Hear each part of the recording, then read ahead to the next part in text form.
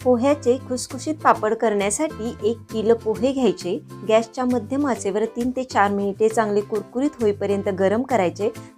थंड झाल्यानंतर मिक्सर जारमध्ये घालून त्याचं चांगलं बारीक असं पीठ तयार करून घ्यायचं।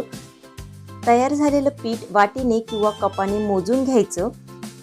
1 किलोच्या पोह्याच्या पिठासाठी 100 ग्रॅम रामबंधू पापड मसाला घ्यायचा, तो त्यामध्ये व्यवस्थित मिक्स करून घ्यायचा।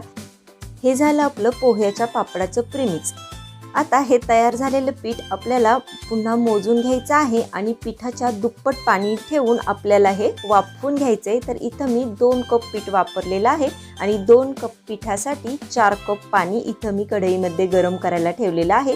पाण्याला चांगली उकळी आली की लगेचच गॅस बंद करायचा आणि लगेचच आपलं तयार करून घेतलेलं पापडाचं पीठ या उकळलेल्या पाण्यामध्ये घालून घ्यायचं आणि चांगलं व्यवस्थितरित्या मिक्स करून घ्यायचं।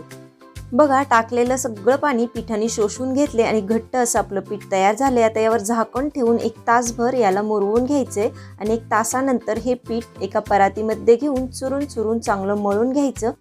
पोह्याचं पीठ आपण चाळून घेतल्यामुळे अगदी सॉफ्ट अशी याची आपली लगेचच मळून तयार होतं।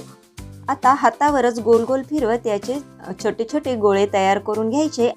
आता एक प्लास्टिकची पिशवी घ्यायची आणि त्यावर ती पापडाची गोळी ठेवून लाटण्याने अगदी हळूवारपणे लाटून घ्यायचं। हे पीठ सॉफ्ट असल्यामुळे अगदी सहजच आपल्याला हे लाटता येतं आणि खूप जास्त पातळ नाही आणि खूप जास्त जाड नाही असा आपला हा पापड लाटून घ्यायचा आणि वाळण्यासाठी एका प्लास्टिकच्या पेपरवर टाकून घ्यायचा। उन्हात किंवा सावलीत कसेही तुम्ही हे पापड वाळवू शकता।